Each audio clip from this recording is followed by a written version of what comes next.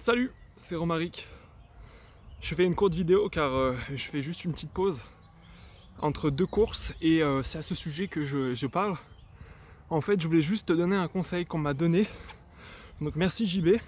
Je sais que tu as regardé au moins une de mes vidéos, donc si tu me vois, merci, ça m'a vraiment aidé. Une technique pour courir à pied et qui fatigue moins, qui fait moins mal au pied. Moi, j'ai testé la course à pied et c'est pour ça que je me suis dit que j'allais m'entraîner à ça. Donc je galérais à faire 3 km et là je fais 8, etc. en 3 mois grâce à une application, mais c'est pas de ça dont je veux parler. La technique est très simple. En fait, il faudrait, si j'ai bien compris, JB, n'hésite pas à commenter. Il faut taper avec vraiment la pointe du pied en fait. Il faudrait se voir comme une ligne rigide euh, dont l'impact au sol c'est les doigts de pied.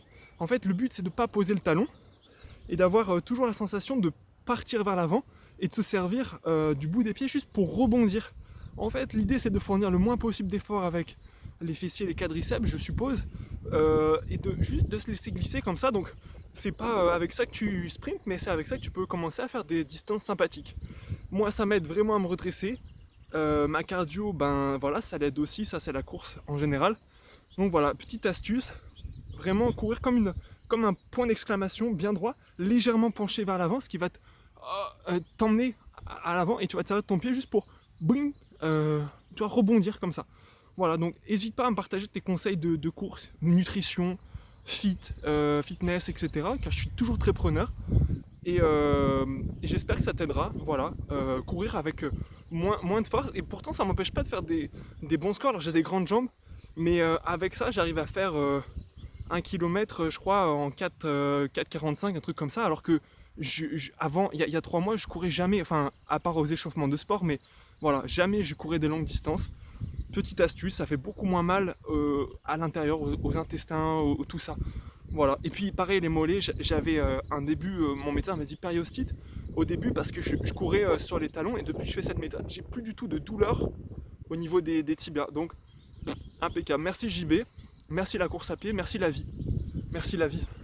Tu vois, la course, c'est vraiment bien, c'est un peu comme le vélo. Ça te permet de t'emmener rapidement en dehors des villes, de découvrir des choses, de prendre un moment. Moi, je cours généralement plutôt en fin de journée, sauf là, on est dimanche. Enfin, fin de journée. Au milieu de l'après-midi, en fait, je coupe mon après-midi de travail en deux. Je vais courir. Des fois, ça prend une demi-heure, des fois 1 heure.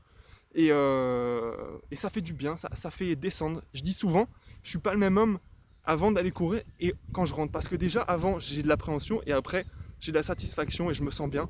Donc voilà, courir avec la pointe des pieds. Salut!